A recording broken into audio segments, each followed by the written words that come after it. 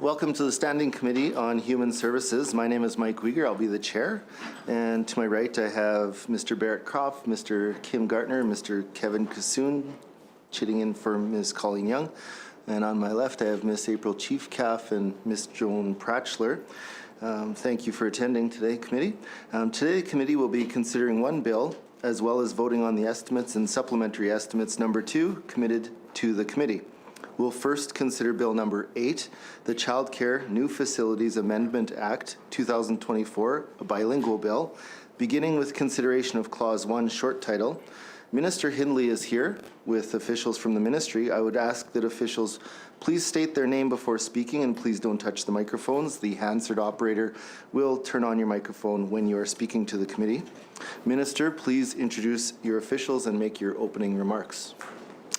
Thank you, Mr. Chair, and good evening to the committee. We are pleased to be here today, and joining me from the team at the ministry is my Chief of Staff, Mitch Graw, Clint Repsky, Deputy Minister for Education, Samima Hack, Assistant Deputy Minister responsible for this portion of the file, Janet Mitchell, Executive Director of the Early Years Branch, Cindy Jeans, Director Early Years, and Rhiannon Shaw, Executive Director Corporate Services. Today, we're here to continue the debate on Bill number 8, the Child Care New Facilities Amendment Act 2024. The proposed amendments to the Child Care Act 2014 are necessary to align the legislation with the vision and objectives outlined in the Canada-Saskatchewan Canada-wide Early Learning and Child Care Agreement and the Canada-Saskatchewan Bilateral Early Learning and Child Care Agreement, and to implement the strategies required to meet the terms and targets of these two agreements. The proposed amendments are needed to establish authority for new child care service delivery models to support the expansion target of 28,000 child care spaces by the year 2026. This will allow the ministry to expand the types of regulated services, such as providing preschools with the option to be licensed, and adjust the maximum number of regulated spaces in group family child care homes. Additionally, amendments are proposed to define requirements for the collection of personal information to develop and evaluate programs and services. Consequential amendments to the Child Care Regulations 2015 will be drafted and will come forward next spring to come into force along with the amendments to the Act. These amendments were identified through internal review by the Ministry of Education and also through consultations with the regulated child care sector. I'd like to thank the Ministry of Social Services and the Early Learning and Child Care sector for their input in these amendments as well. The dedication and interest of our stakeholders in the future of early learning and child care is evident, and it is critical as we continue to transform the sector under the Canada-Saskatchewan Canada-wide Early Learning and Child Care Agreement. Amendments to the Child Care Licensee Manual will also be necessary to specify detailed compliance requirements for child care facilities, ensuring a cohesive framework under the proposed legislative, regulatory, and policy changes. And myself and our team here this evening would be happy to try to answer any questions that the committee may have. Thank you. Thank you, Minister. I'll now open the floor for questions. Perevant, c'est en anglais ou en français? We're going to do we do it in French or first and then English, or all in English and translation after? We'll just stick with English tonight. Okay, merci. Ms. Pratchler, go ahead. Thank you. First question is, if I look at Section 3, where subsection 2, where it's going to be amended there, alternative child care service centers. What type of services do you envision that would fall under that alternative child care center? It seems to be, well, obviously a new definition. What do you envision that as being?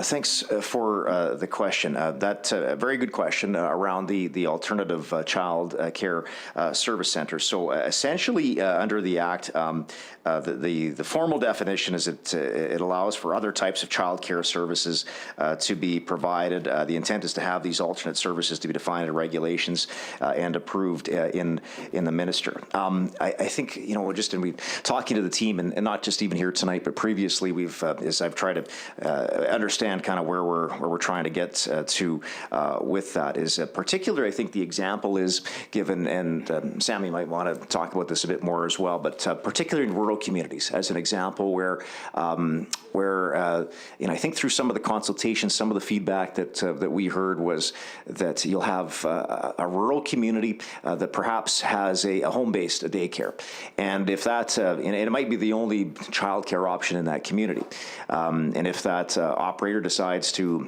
get out of childcare or they move, there goes the take the daycare facility or option. I guess facility is probably not the right word, but the daycare for that particular community.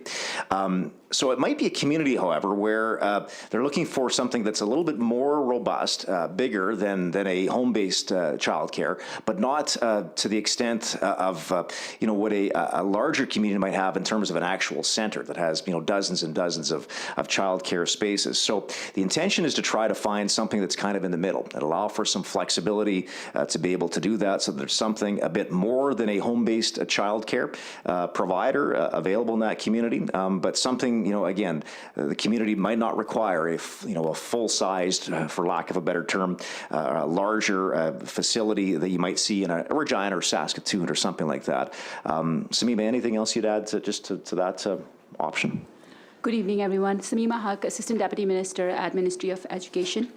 And as we've as the minister has elaborated, we are building a sector, and we're building a new sector pretty fast under these childcare agreements. So that requires us to be flexible to not only meet the parent need, but also meet the community needs as well. And we are, in our discussions with the stakeholders, we are looking for made in Saskatchewan solutions that fit our population base, fit our geographic dispersion. So this particular initiative isn't well-defined. It'll be well-defined as we work on the regulations and we provide more clarity on what this exactly is going to look like. But the vision is what we can talk about. And the vision for this is basically two-pronged. One is looking at the size. So when we look at the size of spaces, a childcare operator that is somewhere in between a group home and a full center. So a rural community with a few thousand in population may not need a 90-space center, but they might need something bigger than a group home. So we're looking at what is it that we can create that is a size somewhere in the middle that we can look at. So from a size perspective, and then from a governance perspective, looking at some flexibility in regards to if a home provider leaves the community, what options are there. So our municipal sector has certainly, we've engaged with them and they've expressed interest in becoming an operator of childcare spaces where there is space available. So we're looking at those options as well. So as we proceed with developing regulations, the clause is intended, the vision behind it, it's intended to provide us flexibility to explore those new models so we can expand spaces, and especially spaces in rural and remote communities that certainly don't need big centers, but could use childcare. So and so those parents are also able to benefit from $10 a day childcare. So what currently in the Act would limit that now?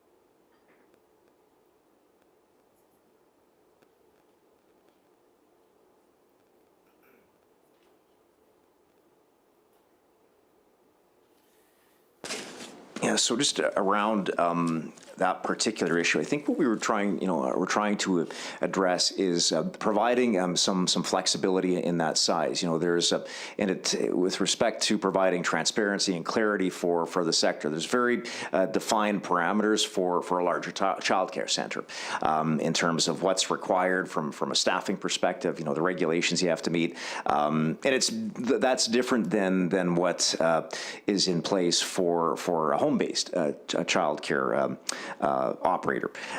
So we're trying to provide some transparency. I'm just talking to the officials here through some of the consultation. It was identified as a bit of a barrier in some of these smaller communities that are, they want to do the right thing. They want to be able to have a child care option in their community, but they need more than just a home-based provider. They're looking for more spaces than that. But again, that they're not looking for a massive child care facility.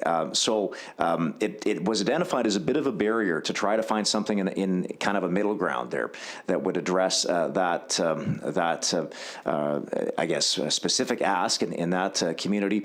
And I think operators and municipalities as well are looking for, they want to make sure that they're playing by the rules, that they are abiding by the regulations, and they have some clarity from government as to what they can do, what they can't do, and that's priority in this particular sector. So I think that's what we're trying to achieve with that, is just to have a bit more definition around kind of this middle ground option for childcare delivery in smaller communities. Am I missing anything on that, Samima? No, Minister, you've addressed it. Essentially, like, we're looking at a model in between in regards to, in our regulatory requirement, a combination of the regulations that exist for the current center spaces versus what exists for group homes, and what would work well in a middle setting. And that's something that needs to be explored with our stakeholders. Certainly their voice is really important as we develop those regulations. We will ensure that their voice is considered in that, in developing those regulations and defining it further. Clarity and transparency is really important, and in our federal provincial agreement, we certainly have to answer to what is it that we're doing, and what are the criteria, and how those centers are, like, how those options are being developed, what are the responsibilities being placed on operators. So the more clarity and definition that we have, the better it is for the operators getting into the market, as well as those that we have an accountability to answer to under our federal provincial obligations. Yeah. So while there might not be any impediment in our current agreement to kind of look at potential exemptions and variances from the routine processes that exist in centers and group homes, the fact that we are defining it through an alternate model will provide further clarity and transparency for all sites. Yeah. So when I read the Child Care Act, the federal one, I couldn't find anything in there that said what the minimum size could be or the maximum size. So has that changed?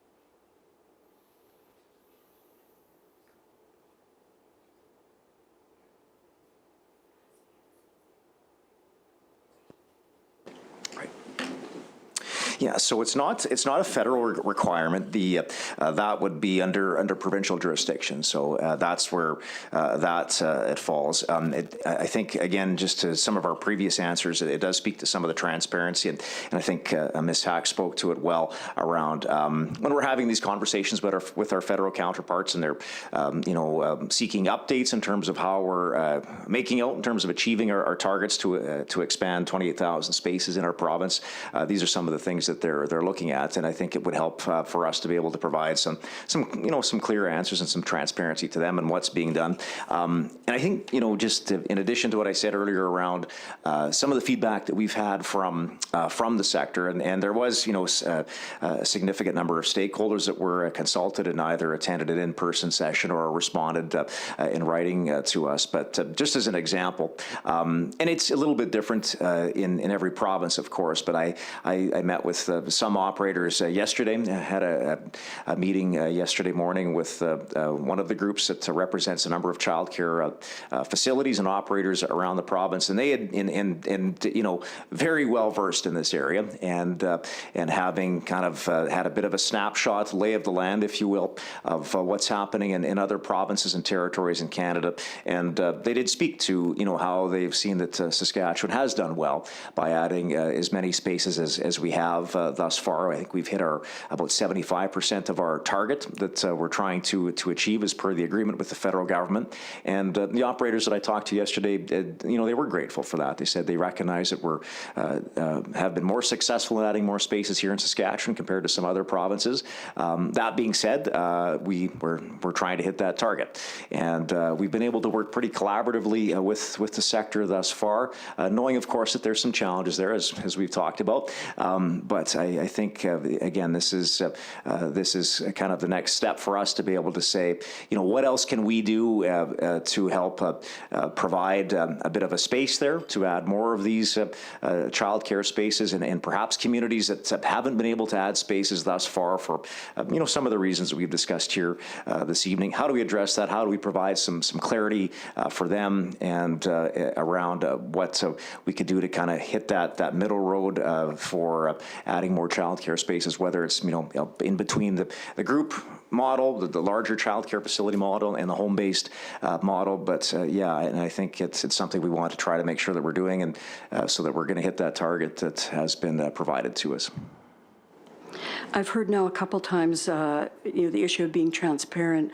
What are the current issues with being transparent now?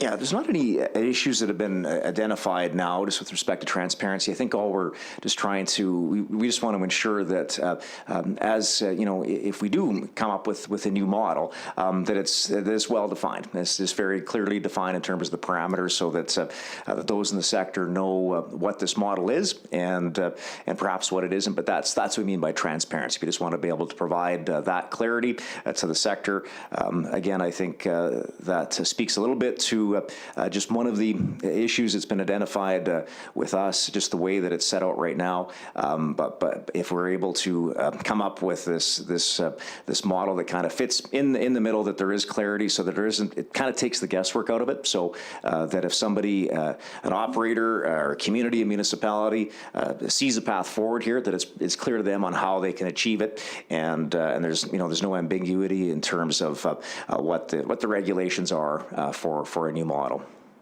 So do I hear you saying you're setting up a structure for small, medium, and large, and having them all inclusive under the same regulations?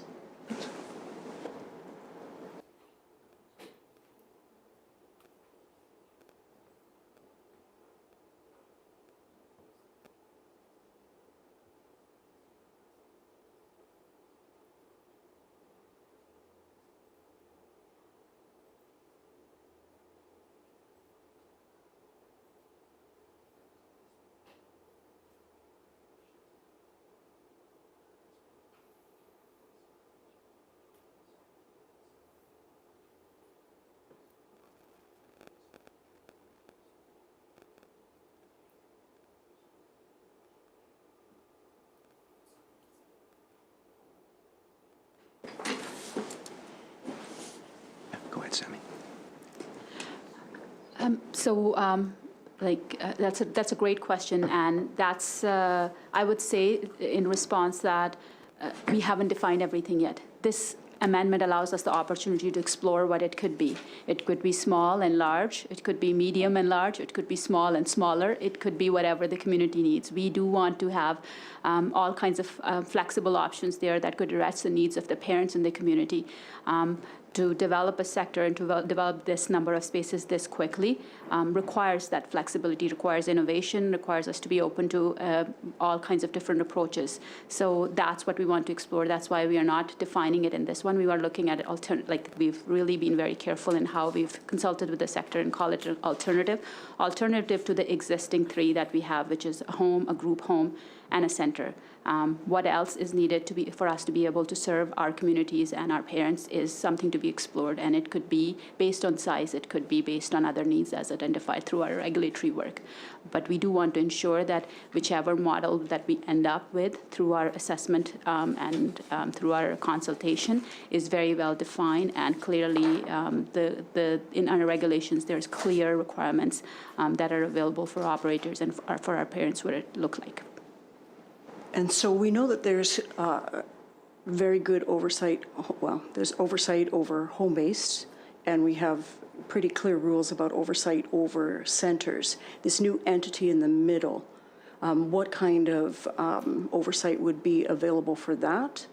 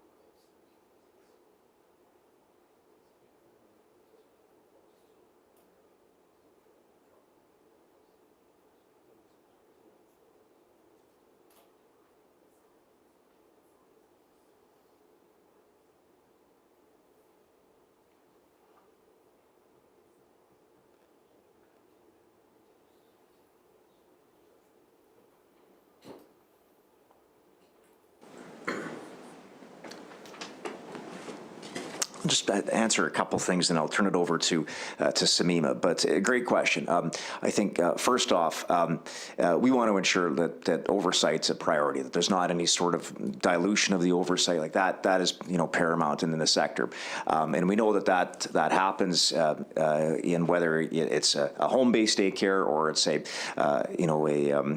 group home or a center. And so that's number one. That now.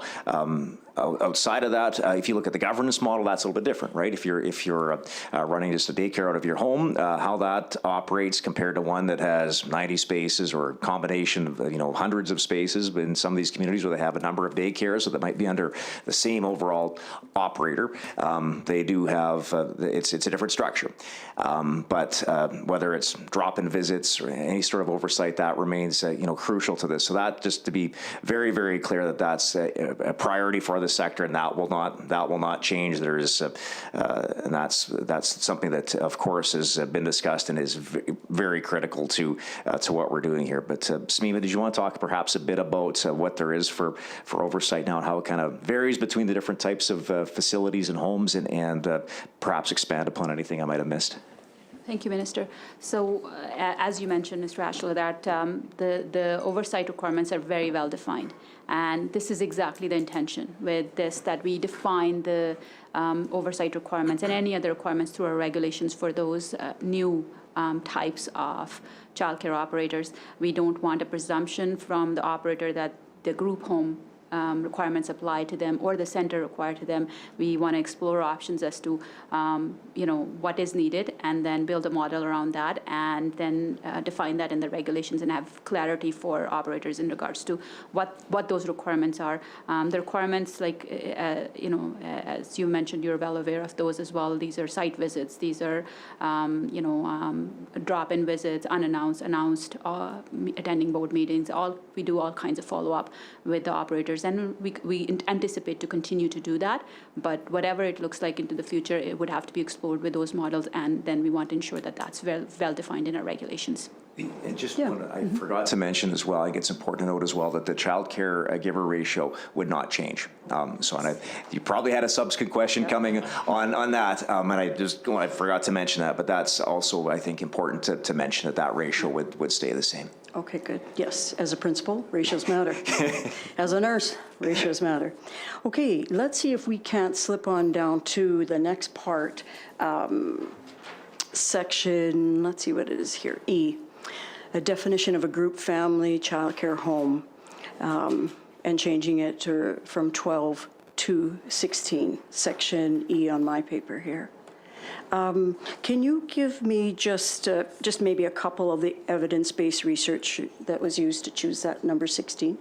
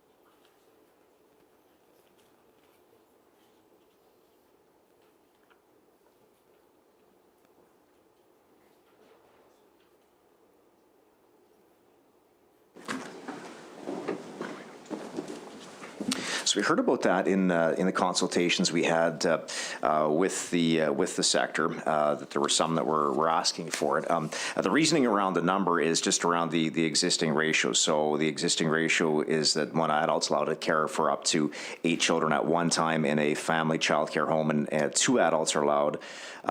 So I'll back up. And one adult is allowed to care for up to 8 children at one time in a family child care home. And now, with the current limit being of 12, they'd obviously have to have additional staff because they're above the 8, right? If they're in that 9 to 12, they already have the staff in place. So with the existing ratio, which I said earlier, we're not changing that. So they already have the staff in place, and if we expand it up to 16, they would still fall within the same ratio without having to make any changes there. I think what's important to note, though, is that and I know I've heard this and actually discussed it with some of the childcare operators that I've met with who've asked the question about it as well. It's that they have to have the staff, of course, but they also have to have the space, and they have to continue to meet the requirements and everything set forth in terms of what they need to do. So there would not be any I think anything to be concerned of from that perspective. Again, it would be on an operator by operator basis, but if they have the space available, and in some cases, I think what I've heard is that they do. You'd have operators that aren't operating in a home-based model.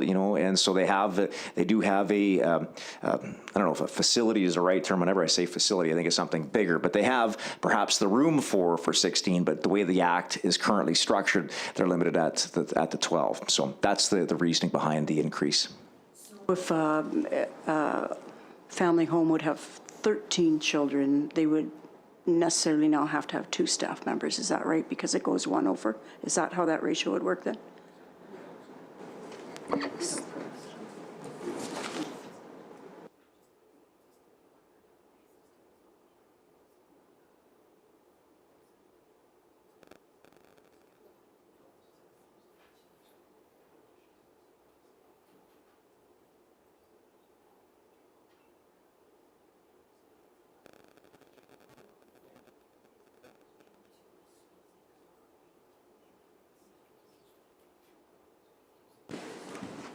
Should I speak to the mortgage?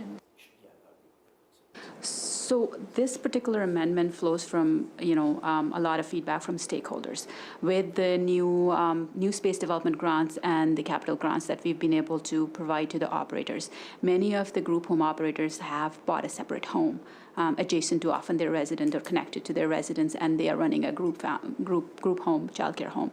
And so with that comes expenses, mortgage, and all those things. So they have space.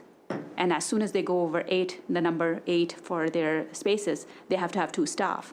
So they have the staff under the number 12, like the current existing conditions. They have the staff. They have 2 staff members. They have the space.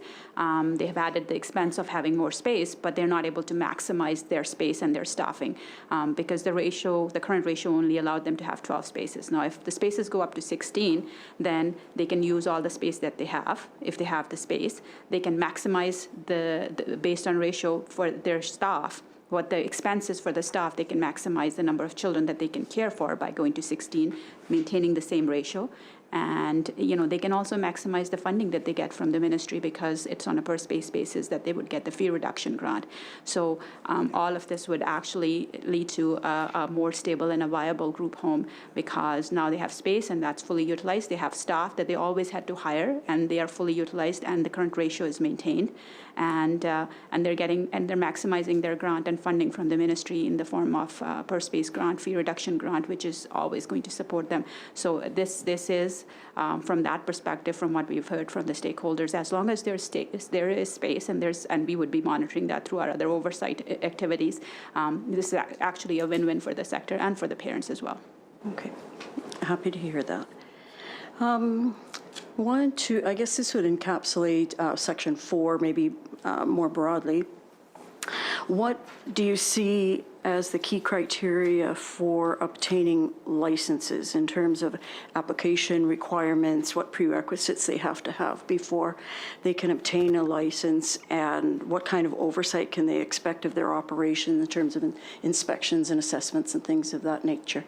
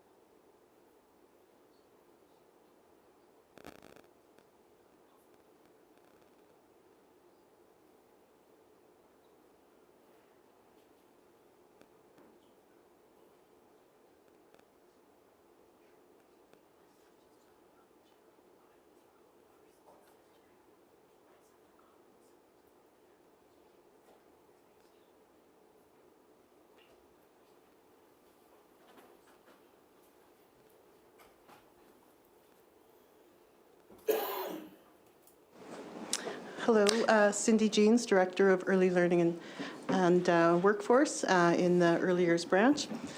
So when we look at the licensing requirements currently, there are some common elements for childcare homes and for childcare centers.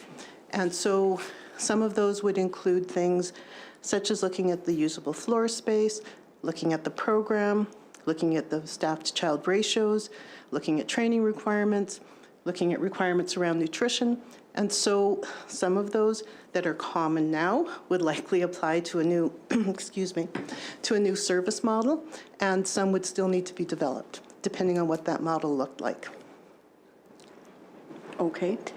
And so there would be oversight for those as well? Yes, I think the minister had referred to that. Yeah, I think just further to what Cindy said, there's certainly the oversight is, that's critical for this, and the same would go around the licensing. So as Cindy said, there's a little bit different, as I understand it, licensing requirements for home-based daycare versus a larger center. As we define and develop this sort of middle ground piece, we want to take the elements of both of those that kind of best fit that sector, but certainly would continue to make sure that we do have fairly robust and strong both oversight, but also the licensing requirements as well. Okay, good. I look in this subsection 2 there, subject to other provisions, blah, blah, blah, blah, without a license. So someone could run a family childcare home and a preschool with no license. Is that correct?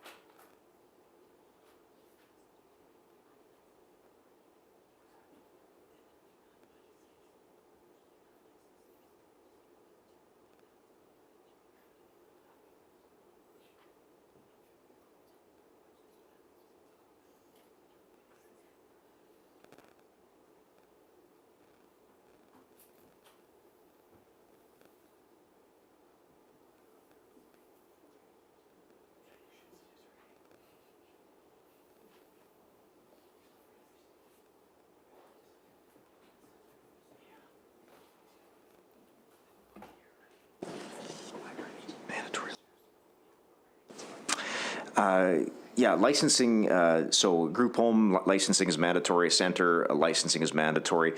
In the home front, it's optional. It can be licensed, can be unlicensed, but there's different provisions there in terms of accessibility to grant funding and that sort of a thing.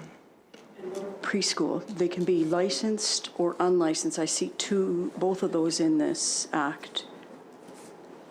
That's currently, yeah, it's on the preschool level, it's optional.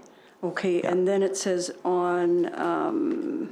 in section 7, Section 7. pardon me, sections, well, I don't know, it's section 7. It says, "No person shall provide childcare services for more than the prescribed number of children at any one time in a licensed preschool." So my question is, what would be the prescribed number of children in a licensed preschool?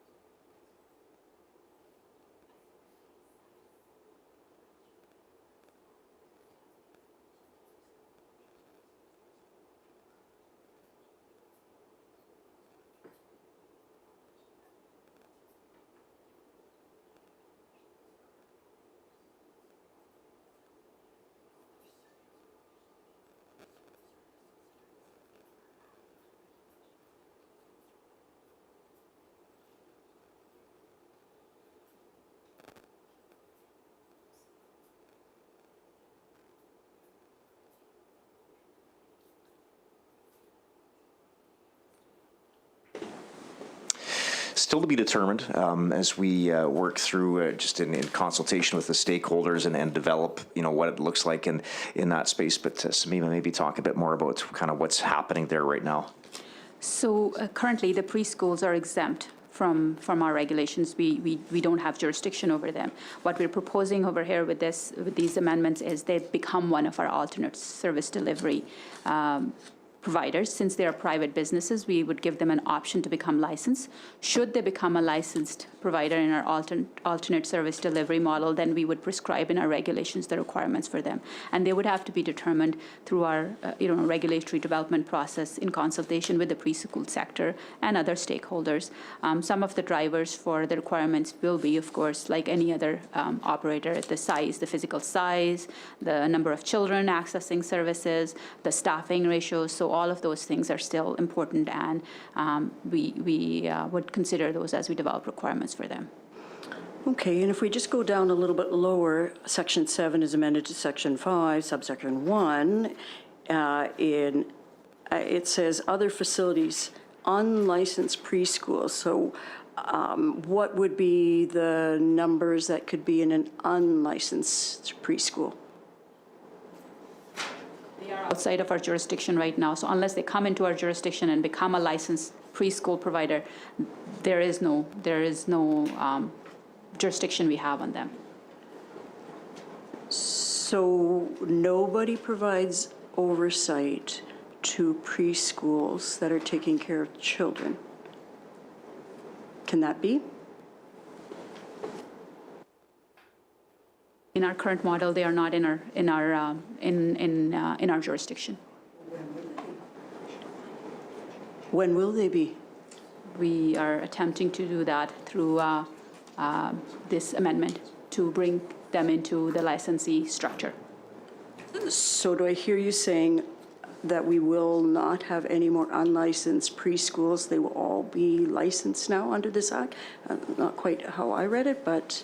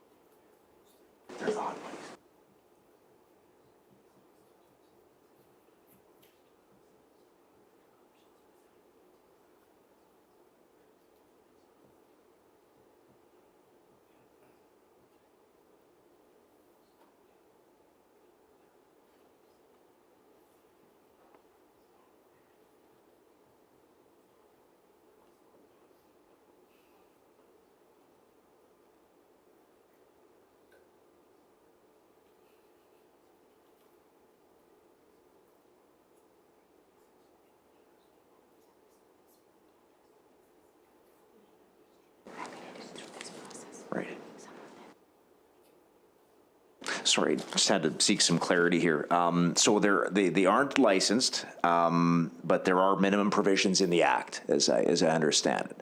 I don't know if you want to speak any more, either. Maybe Cindy, maybe just give a bit of a explanation of what's currently in place for preschools. Sure. So in our childcare regulations, we have certain services that are exempt from our legislation. One of those would be services where they provide care for children less than 3 hours a day and for children that are of preschool age. So preschools would fall into that category. If they are operating and they have a group of 2.5-year-old, 2.5 to 5-year-olds coming in the morning for 3 hours a day, a group of different 2.5 to 5-year-old children coming in the afternoon, then they're exempt from our legislation. If there was, if we received a call indicating that they had, infants in attendance, or they were operating for 4 hours a day, we'd let them know about the exemption in the child care regulations, what the requirements are to comply with that, and, offer some solutions to that. Okay.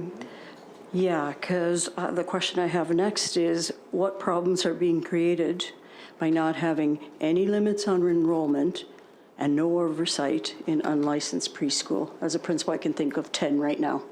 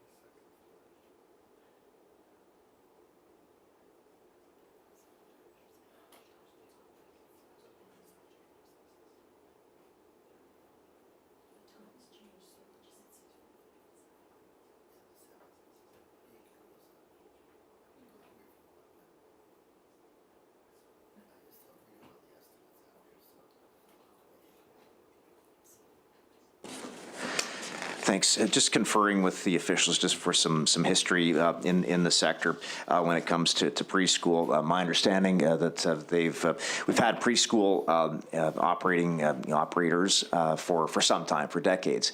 My understanding is that with very few limited incidences, whenever there has been one that's been brought to our attention, our team, our officials have been able to work with them and come up with a solution.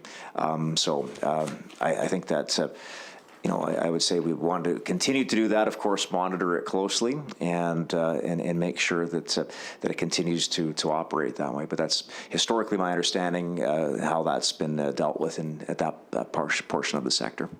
Yeah, and that's a question mark I have as an administrator. I've had several preschoolers operating in my schools, and there are no parameters around that. The only parameters I can see under this act is that you have parent oversight. They either have to have a board of directors or they can have a parent committee.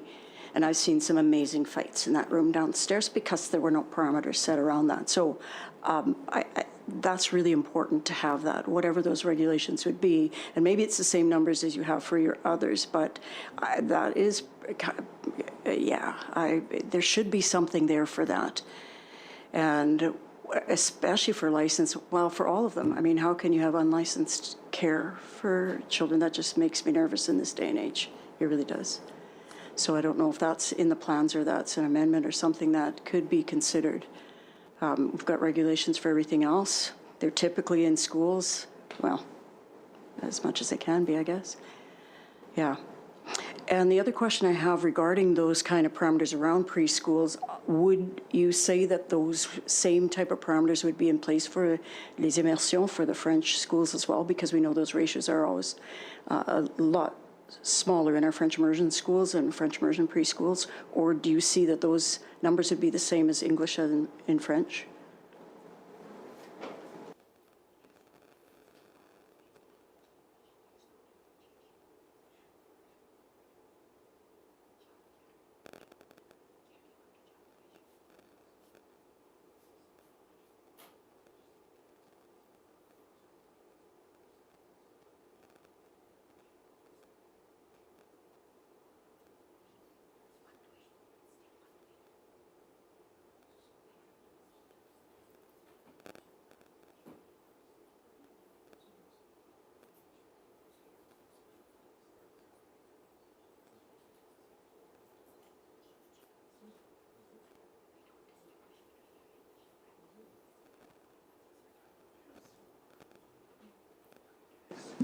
Yeah, the team tells me that there's no different ratios or anything different between the French and the English. You would be seen as a very wise man if you consulted with them and even asked them, because I think they would really appreciate that. Because when you have second language, regardless of what it is, if you can have smaller ratios or parameters around that, it really, really makes a difference.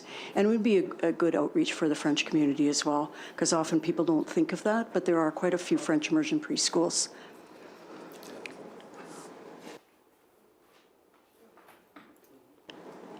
All right.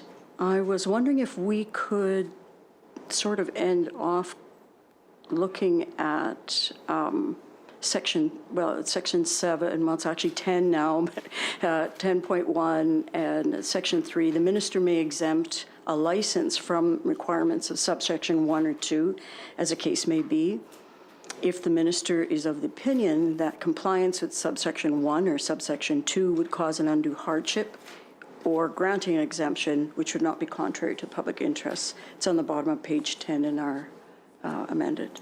And my question around that is, would you be able to give me, I don't know, 2, 3 examples of what an undue hardship, what that would look like or sound like? And also the same thing, what would 3 examples of contrary to public interest mean under that?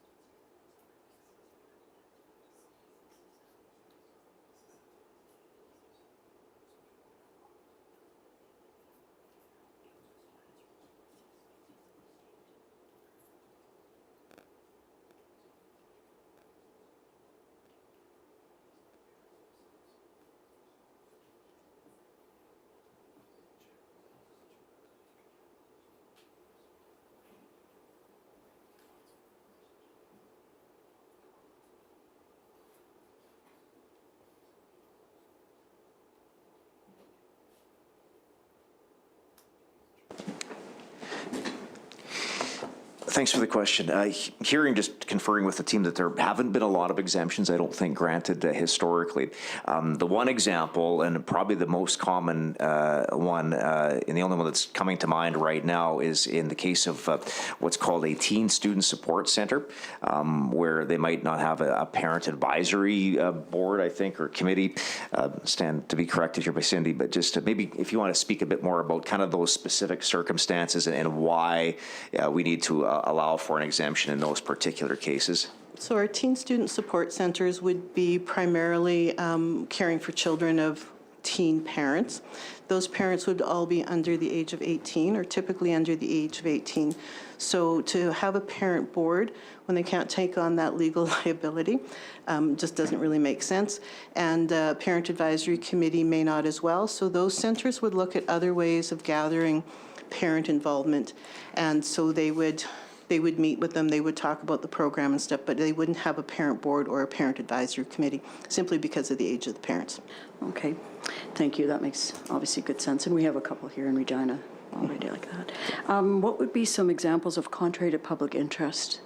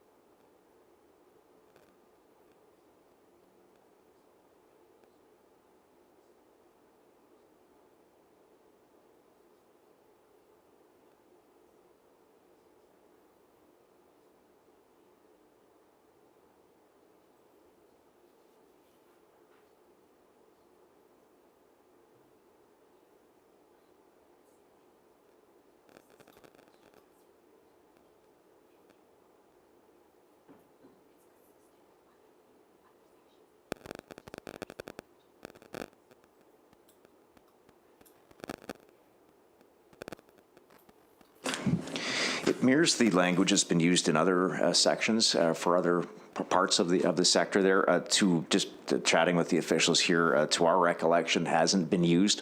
Not that we're aware of, anyways. We can obviously go back further in the ministry and dig further into it. But I just talking to the folks here around the table, we're not aware of it being used before previously. Oh, okay. Yeah. When I look at page 10 at the top, it says, for the purpose of sex, if a person is a shareholder of a corporation. And so when I also compare the federal childcare agreement, it's explicit that this is not for-profit childcare. But it looks like this act has something involved for that. I assume that people that have a private childcare wouldn't be able to access the $10 a day then.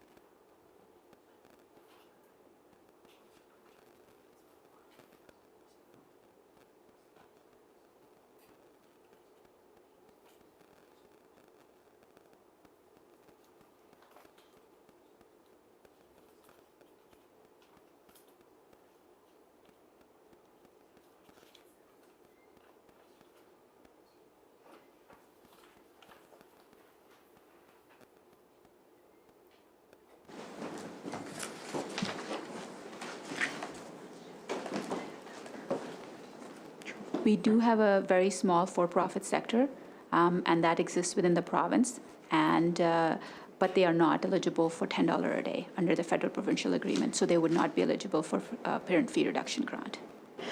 So when I go back to some of our earlier conversations this evening, that new entity, that kind of in between the home care or child care home and the bigger centers, this new entity would fall under that as well then? So anybody who wishes to access $10 a day childcare would have to be under the current federal provincial agreement conditions, would have to be not for profit. Right. But for-profit still can seek a license if they want to operate within the province. So they are a regulated entity. Right, so, and there's only about 2 or 3 of them yes. anyway. There's not very So- many. so So there- going forward, after March 2026, this act will take place and that opens a door for having more? Is that what you're saying? If anybody, like even in current situations, right, if there is a operator that wants to be licensed at a for-profit Right. center, the act doesn't just can't. prohibit that. They just That's won't right. have access to $10 a day. That is limited to only not-for-profit under the federal provincial agreement. Okay, and so just to make sure I can understand in my head, moving forward, when the agreement is signed come whenever, I mean, it's going to come into place next year sometime, do you understand that's going to just continue, that same process is just going to continue? We can't presuppose the terms of the new agreement. That would be presumptuous of me to say what's going to be in the new agreement. However, if the future agreement mirrors the existing agreement, then any for-profit sector would not be eligible to the funding under the federal provincial agreement. Oh, okay. And so is this act sort of dovetailing that we are going to open up to for-profit then come next signing? or that's going to be one of the negotiating items.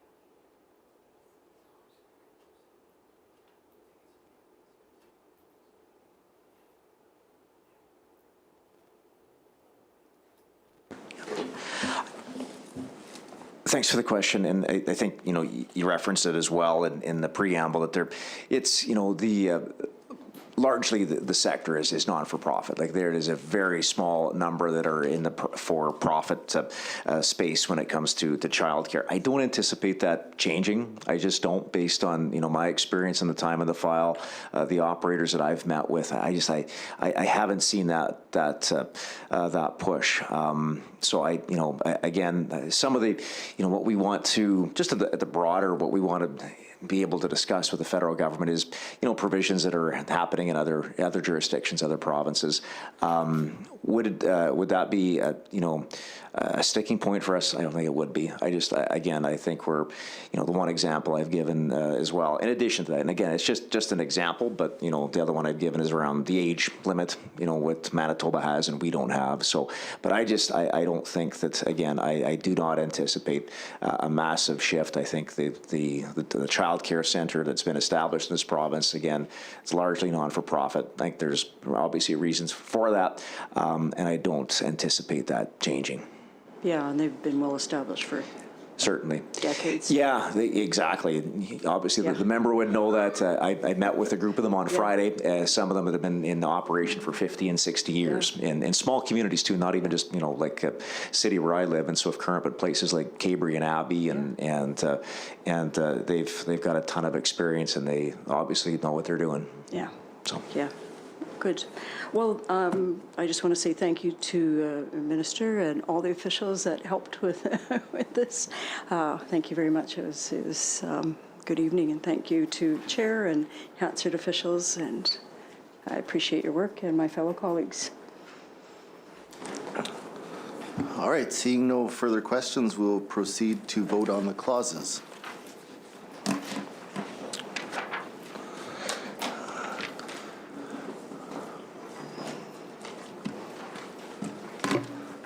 Clause 1, short title, is that agreed?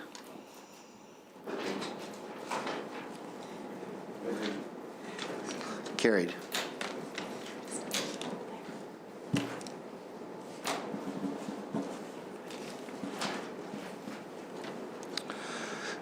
Clause 2, is that agreed? Carried. Clause 3, is that agreed?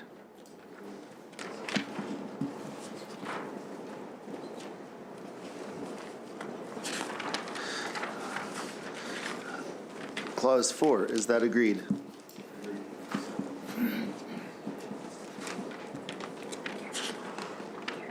Carried. Clause 5, is that agreed? Carried.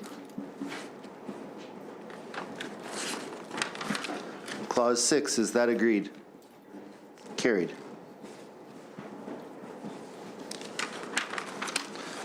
Clause 7, is that agreed? Carried.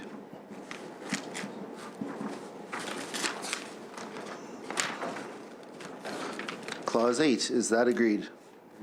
Carried. Clause 9, is that agreed? Carried.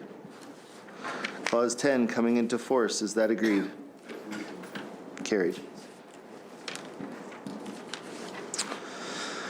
His Majesty, by and with the advice and consent of the Legislative Assembly of Saskatchewan, enacts as follows: the Child Care New Facilities Amendment Act 2024, a bilingual bill.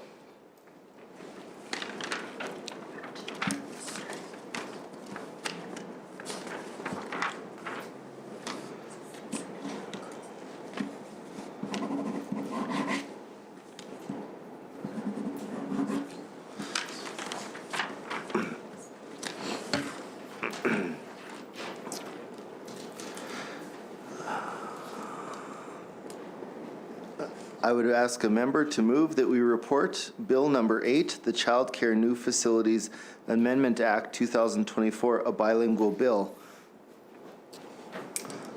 without amendment. MLA Gartner moves. Is that agreed? Carried. Minister, do you have any closing comments?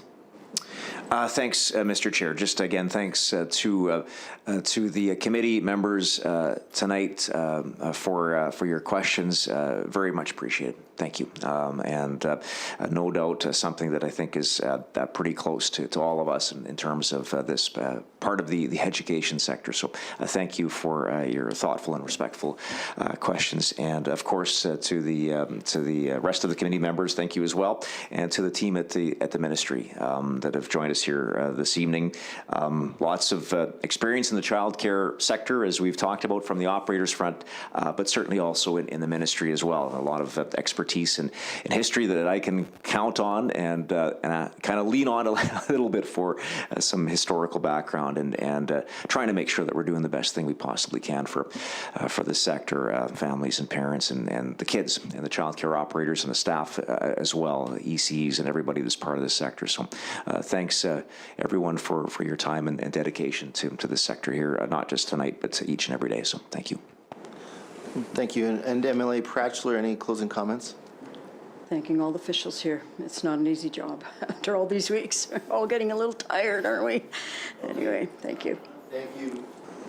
Thank you, Minister Hindley, and thank you to all of your officials. You folks are now free to go. The committee, we will stay.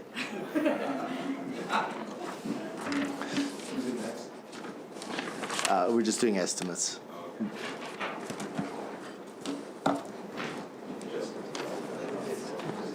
Voting them off.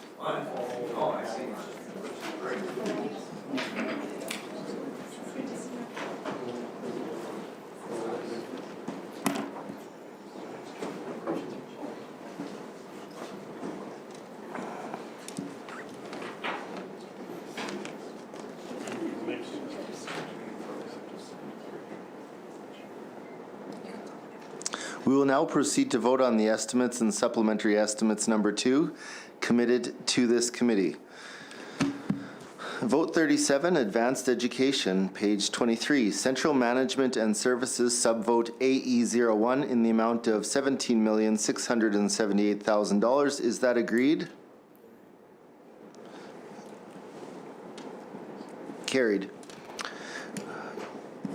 Post-secondary education, subvote AE02 in the amount of $721,939,000. Is that agreed?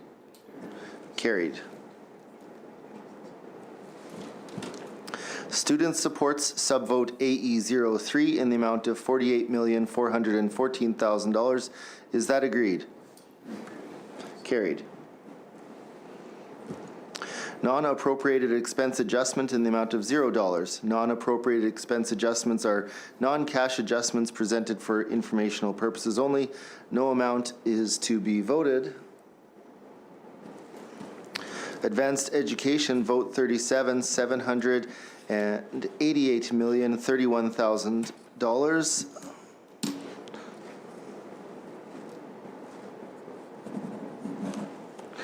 I will now ask a member to move the following resolution. Resolve that there be granted to His Majesty for the 12 months ending March 31st, 2026, the following sums for advanced education in the amount of $788,031,000. MLA Kassoon has moved. Is that agreed? Carried.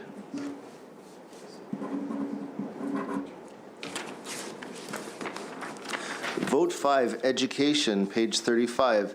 Central Management and Services, subvote ED01 in the amount of $14,050,000. Is that agreed? Carried. K to 12 Education, subvote ED03 in the amount of $2,613,297,000. Is that agreed? Carried. Teachers' pensions and benefits, subvote ED04 in the amount of $24,181,000. Is that agreed? Early years, subvote ED08 in the amount of $413,259,000. Is that agreed? Carried. Provincial Library and Literacy, subvote ED15 in the amount of $15,869,000. Is that agreed? Carried. Education vote, $3,080,656,000. I will now ask a member to vote the following resolution, the following resolution. Resolve that there will be granted to His Majesty for the 12 months ending March 31st, 2026, the following sums for education in the amount of $3,080,656,000. MLA Kropf has so moved. Is that agreed? Carried.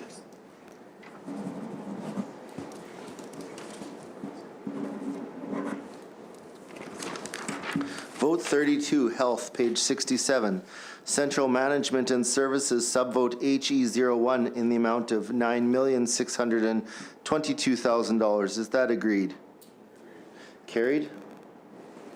Saskatchewan Health Services, subvote HE03 in the amount of $5,915,828,000. Is that agreed? Carried. Provincial Health Services and Support, subvote HE04 in the amount of $346,358,000. Is that agreed? Carried.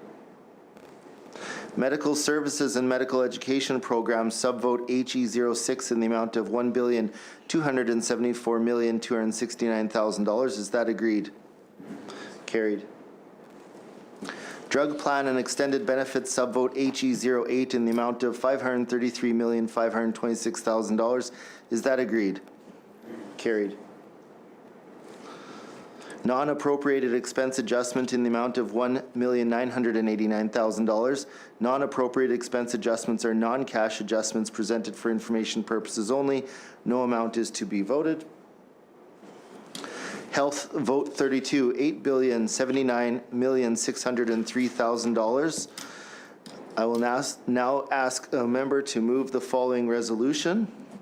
Resolved that there be granted to His Majesty for the 12 months ending March 31st, 2026, the following sums for health in the amount of $8,079,603,000.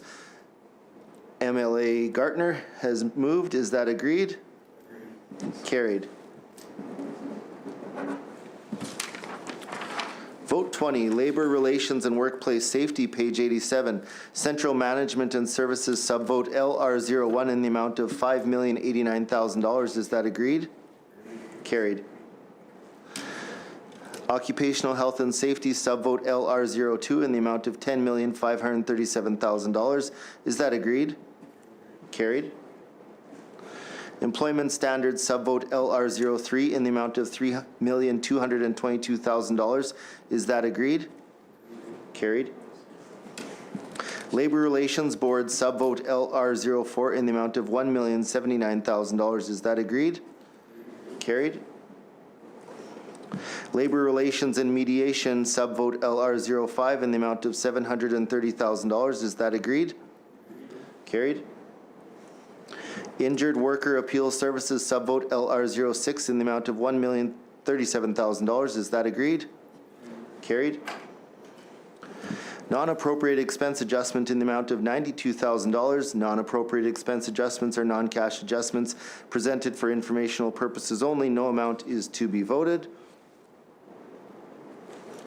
Labor Relations and Workplace Safety, vote 20, $21,694,000. I will now ask a member to move the following resolution. Resolved that there be granted to His Majesty for the 12 months ending March 31st, 2026, the following sums for labor relations and workplace safety in the amount of $21,694,000. MLA Kassoon has so moved. Is that agreed? Carried. Vote 36, Social Services, page 109, Central Management and Services subvote SS01 in the amount of $61,739,000. Is that agreed? Carried. Income Assistance Services subvote SS03 in the amount of $695,394,000. Is that agreed? Carried. Child and Family Services subvote SS04 in the amount of $408,415,000. Is that agreed? Carried. Client Support subvote SS05 in the amount of $14,475,000. Is that agreed? Carried. Housing subvote SS12 in the amount of $73,747,000. Is that agreed? Carried. Disability Programs and Services subvote SS14 in the amount of $363,809,000. Is that agreed? Carried. Non-appropriate expense adjustment in the amount of $5,409,000. Non-appropriate expense adjustments are non-cash adjustments presented for informational purposes only. No amount is to be voted. Social Services, vote 36, $1,617,579,000. I will now ask a member to move the following resolution. Resolved that there be granted to His Majesty for the 12 months ending March 31st, 2026, the following sums for social services in the amount of $1,617,579,000. MLA Kropf has moved. Is that agreed? Carried.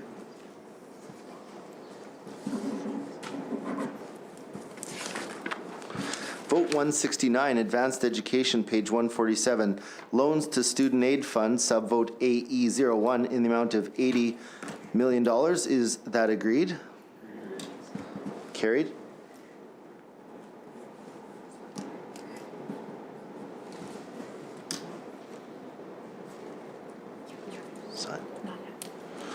Advanced Education, vote 169, $80 million.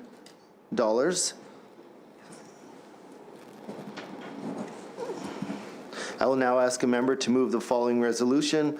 Resolved that there be granted to His Majesty for the 12 months ending March 31st, 2026, the following sums for advanced education in the amount of $80 million.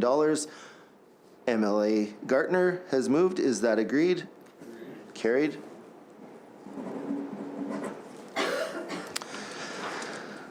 Supplementary estimates number 2, 2024-25, vote 37, advanced education, page 11, post-secondary education subvote AE02 in the amount of $26,433,000. Is that agreed?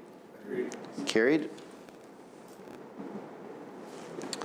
Advanced education, vote 37, $26,433,000.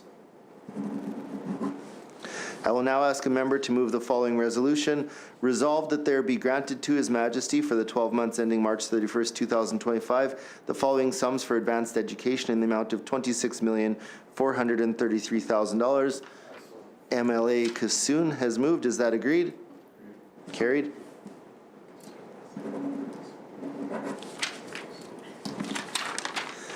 Vote 5, education, page 12. K-12 education subvote ED03 in the amount of $54 million. Is that agreed? Carried. Teachers' pensions and benefits subvote ED04 in the amount of $11,768,000. There is no vote as this is statutory. Education vote 5, $54 million. I will now ask a member to move the following resolution. Resolved that there be granted to His Majesty for the 12 months ending March 31st, 2025, the following sums for education in the amount of $54 million. MLA Gartner has moved. Is that agreed? Carried. Vote 32, health, page 15. Saskatchewan Health Services subvote HE03 in the amount of $399,500,000. Is that agreed? Carried. Provincial Health Services and Support subvote HE04 in the amount of $17,800,000. Is that agreed? Carried. Medical Services and Medical Education Programs subvote HE06 in the amount of $85,600,000. Is that agreed? Carried. Health vote 32, $502,900,000. I will now ask a member to move the following resolution.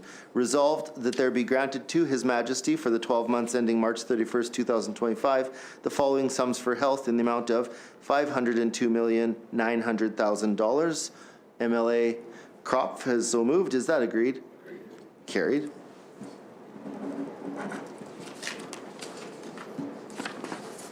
Vote 20, Labor Relations and Workplace Safety, page 18. Central Management and Services subvote LR01 in the amount of $140,000. Is that agreed? Carried. Occupational Health and Safety subvote LR02 in the amount of $750,000. Is that agreed? Carried. Employment Standards subvote LR03 in the amount of $350,000. Is that agreed? Labor Relations Board subvote LR04 in the amount of $50,000. Is that agreed? Carried. Labor Relations and Mediation subvote LR05 in the amount of $50,000. Is that agreed? Carried. Injured Worker Appeal Services subvote LR06 in the amount of $60,000. Is that agreed? Carried. Labor Relations and Workplace Safety vote 20, $1,400,000. I will now ask a member to move the following resolution. Resolved that there be granted to His Majesty for the 12 months ending March 31st, 2025, the following sums for labor relations and workplace safety in the amount of $1,400,000. I so move. MLA Kassoon has moved. Is that agreed? Carried.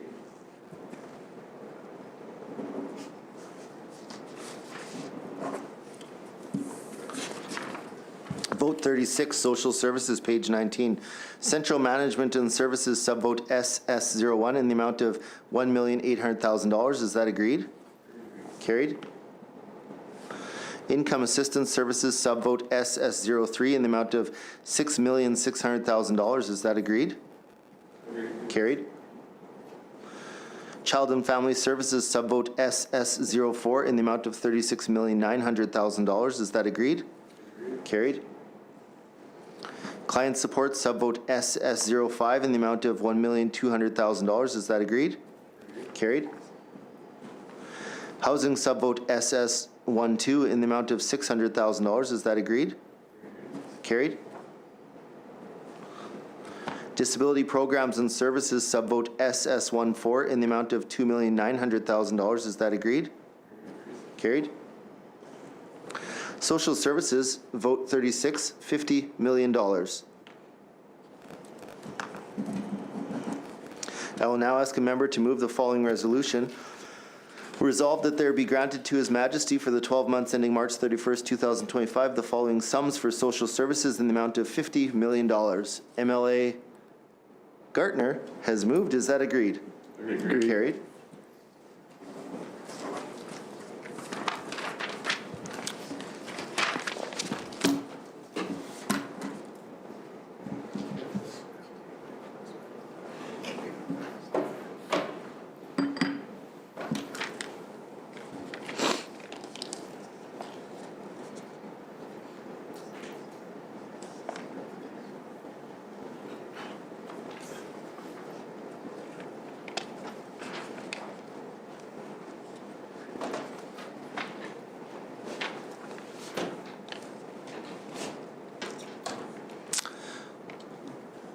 Committee members, you have before you a draft of the first report of the Standing Committee on Human Services for the 30th Legislature.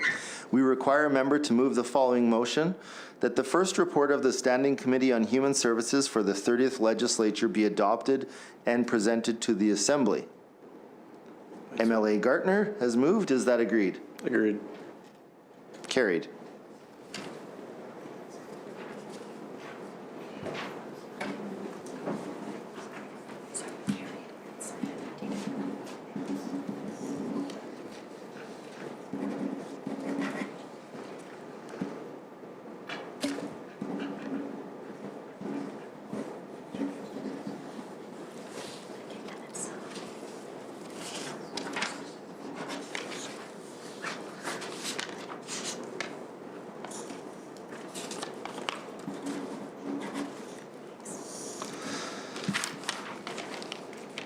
That concludes our business for today. I would ask a member to move a motion of adjournment.